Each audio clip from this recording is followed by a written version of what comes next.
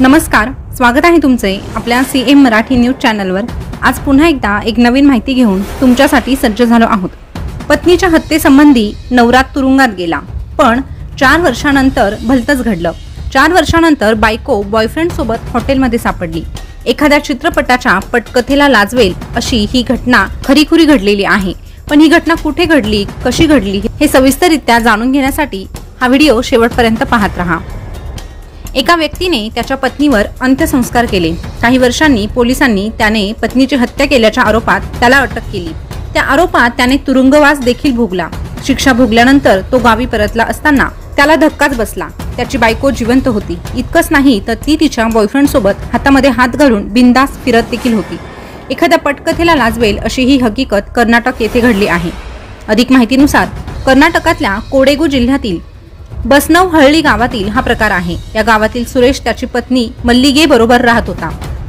2019 साली अचानक त्याची पत्नी बेपत्ता झाली।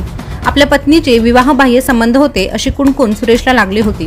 त्यानंतरही त्याने मल्लिगेला मुलांच्या भवितव्यासाठी परत यावे अशी विनंती केली, पण तिने त्याला कोणताही प्रतिसाद दिला नाही।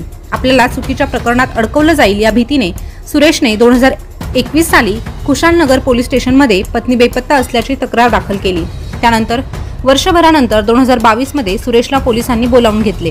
त्यावेळी त्याची पत्नी मल्लिगेच्या अस्थी सापडल्याची माहिती पोलिसांनी त्याला दिली। त्यानंतर सुरेशने त्याच्या सासूसोबत पत्नीवर अंत्यसंस्कार केले।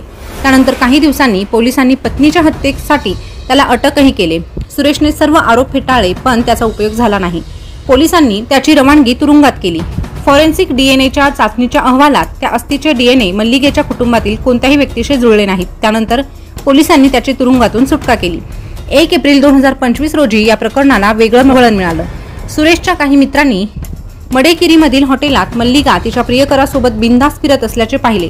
हा प्रकार पाहून धक्का बसलेल्या मित्रांनी तिचे फोटो काढले आणि त्याची माहिती पोलिसांना दिली।